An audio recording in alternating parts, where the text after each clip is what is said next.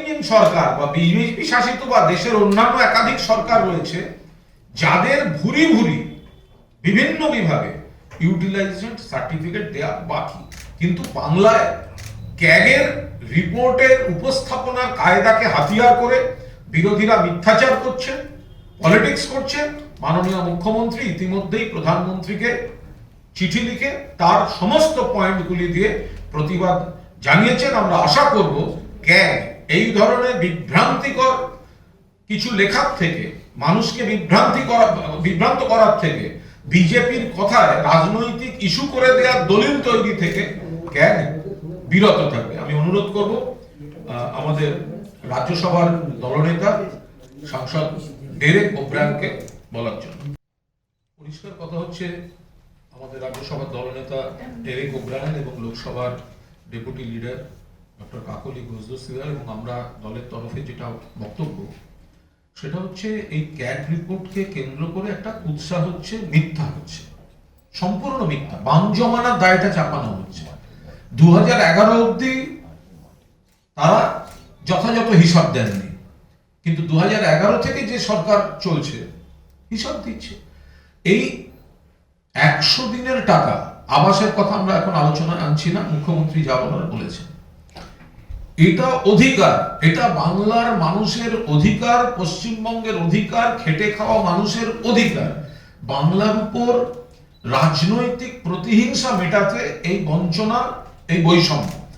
মমতা বন্দ্যোপাধ্যায় ঐতিহাসিক সিদ্ধান্ত নিয়ে জানিয়ে দিয়েছেন 21শে ফেব্রুয়ারি, তা সেই দিন এই 21 লক্ষ মানুষের অ্যাকাউন্টে টাকা ঢুকবে। এদিকে আমাদের আন্দোলনও চলছে এবং আমাদের অধিকারের দাবিতে আন্দোলন, প্রতিবাদ, এগুলো কিন্তু অব্যাহত থাকছে। যেটা ডেরেক ওব্রায়ান খুব স্পষ্ট করে বললেন, যদি লজ্জা ঘেন্না বলে কোনো ব্যাপার থাকে, তাহলে কেন্দ্রের সরকার, বিজেপি সরকার পাপের প্রায়শ্চিত্ত করতে, এটাকে পাপের প্রায়শ্চিত্ত বলবো, যেভাবে গরিবের টাকা আটকে রাখা হয়েছে, 21 তারিখ মমতা বন্দ্যোপাধ্যায় দিয়ে দেওয়ার আগে বাংলার অধিকার তারা দিয়ে দিক টাকাটা। আমাদের আন্দোলন চলছে, আমাদের প্রতিবাদ চলবে বৈষম্যের প্রতিবাদে, আর বাংলার অধিকার বকেয়া আদায়ের দাবিতে। মমতা বন্দ্যোপাধ্যায় ধর্ণা শুরু করেছিলেন, পরবর্তীকালে সেখান থেকে চিঠি, তার পরবর্তীকালে অভিষেক বন্দ্যোপাধ্যায় নবজোয়ার, তার পরবর্তীকালে অভিষেক বন্দ্যোপাধ্যায় এবং বাকি সবাই মিলে দিল্লি অভিযান এবং পুলিশের তাণ্ডব এই সাংসদদের উপর, দলের মন্ত্রীদের উপর, পরবর্তীকালে রাজভবনের সামনে ধর্ণা, তার পরবর্তীকালে মমতা বন্দ্যোপাধ্যায় সাংসদদের নিয়ে প্রধানমন্ত্রীর কাছে গেলেন। ঠিক হলো অফিসার স্তরে বৈঠক হবে, সেই বৈঠক হলো, সেখানেও কিন্তু কেউ ইউটিলাইজেশন সার্টিফিকেটের কথা বললো না, অথচ টাকা আসছে না। এটা রাজনীতি। মমতা বন্দ্যোপাধ্যায় দিয়ে দিচ্ছেন 21শে ফেব্রুয়ারি। যদি বিজেপির লাজ লজ্জা বলে কিছু থাকে, তাহলে তারা তার আগে এ টাকা মিটিয়ে দিক।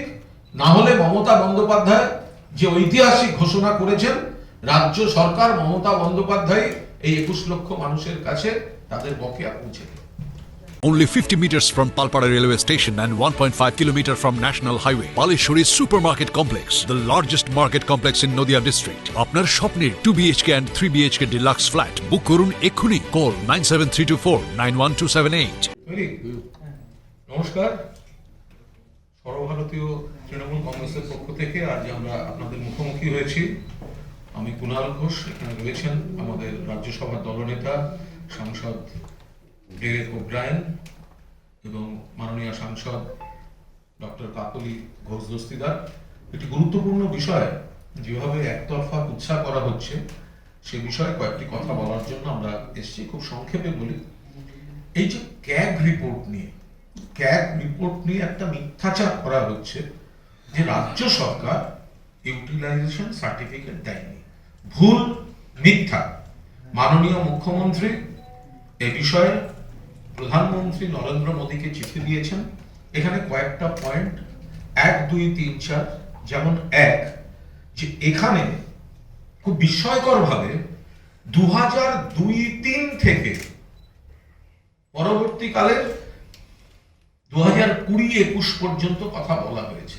তো 2002-03 থেকে 2002-03 থেকে 2010-11 যে আর্থিক বছর, সেটা তো বামফ্রন্ট সরকার ছিল, তার দায়িত্ব তৃণমূল কংগ্রেসের হতে পারে না।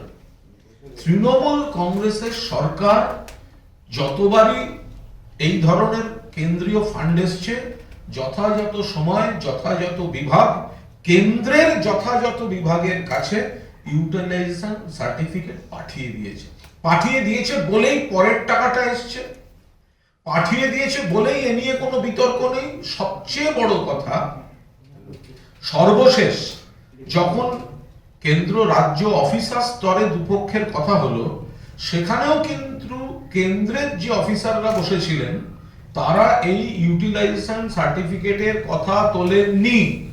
অর্থাৎ মমতা বন্দ্যোপাধ্যায়ের সরকার, মা মাটি মানুষের সরকার, 2011 সাল থেকে যে সরকার রয়েছে সেই সরকার, তারা কেন্দ্রের কাজ করলে কেন্দ্রের টাকায় যেখানে ব্যবহার হয়েছে তার ইউটিলাইজেশন সার্টিফিকেট প্রপার টাইমে প্রপারলি কেন্দ্রের প্রপার দপ্তরে জমা করে দিয়েছে। ফলে সেখানে কোনো পেন্ডিং ইউটিলাইজেশন সার্টিফিকেটের ইস্যু নেই। সরকারও এই সরকারি অফিসারদের যে বৈঠক হয়েছিল সেখানেও বলেননি। অথচ দুর্ভাগ্যজনকভাবে ক্যাগ এমন ধরনের কিছু কথা বলছে, 2002-03টাকে ইনক্লুড করে নিচ্ছে, যাতে বিরোধীরা সেটাকে অপব্যবহার করার, কুৎসা করার একটা সুযোগ পাচ্ছে। এমন ভাবে সেটাকে রিপ্রেজেন্ট করা হচ্ছে, এমন ভাবে সেটাকে উপস্থাপন করা হচ্ছে। আমরা এর তীব্র বিরোধিতা করছি। আমরা বলছি বাম জমানার হিসাব না দেওয়ার দায় তৃণমূল কংগ্রেস নেবে না। তৃণমূল কংগ্রেসের সময় যা হয়েছে তার হিসাব দেওয়া হয়েছে, এবং দেওয়া হয়েছে বলেই পরের কিস্তির টাকা এসছে, এবং পরের কিস্তির টাকা ঠিকঠাক এসছে বলে সর্বশেষ অফিসার লেভেলের বৈঠকেও, অফিসার স্তরের বৈঠকেও তারা কেউ ইউটিলাইজেশন সার্টিফিকেটের ইস্যুটি তোলেননি। নদিয়া জেলার সবথেকে বড় বিল্ডার্স চাকদার মা মনসা বিল্ডার্স, রড ও সিমেন্টের পাইকারি ও খুচরো বিক্রেতা। মা মনসা বিল্ডার্স, পদ্মবিলা, চাকদা, নদিয়া। রড কেনাকাটায় থাকছে ডিসকাউন্ট অফার। মা মনসা বিল্ডার্স। নদিয়ার সবথেকে বড় English medium school JRS public school, প্রায় 35 বিঘা জমির ওপর গড়ে উঠেছে বিশাল ক্যাম্পাস। নার্সারি থেকে শুরু করে উচ্চ মাধ্যমিক, ITI college, law college, BEd college ভর্তি চলছে। JRS public. আপনি কোথায় ইনভেস্ট করবেন, কেন করবেন, বুঝতে পারছেন না তো? সঠিক গাইডলাইন পেতে আজই আসুন নদিয়ার চাকদাতে নিবেদিতা প্রাইভেট লিমিটেডে। Nivedita private limited, marketing and distribution service. Balcony বা সিঁড়ির রেলিং, মডিউলার কিচেন বা ড্রয়িং রুম, এক কথায় আপনার স্বপ্নের বাড়িকে করে তুলুন আরো সুন্দর। Chakdah ply centre, gorgeous look বা কোয়ালিটি সবে 3 number 1 Chakdah ply centre. Chakdah ply centre, KBM, Chakdah, Nadia. হোমওয়ার্কটা করেছো? হ্যাঁ স্যার। এ বাবা, ভুল করেছো কেন? চোখে কেমন ঝাপসা দেখছি, লিখতে আর পড়তে খুব সমস্যা হচ্ছে।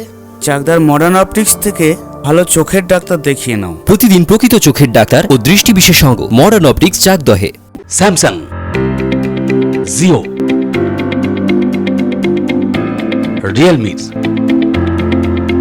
নদিয়ার একমাত্র অথরাইজড ডিস্ট্রিবিউটর ঘোষ কমিউনিকেশন, থানার মোড়, চাকদা, নদিয়া।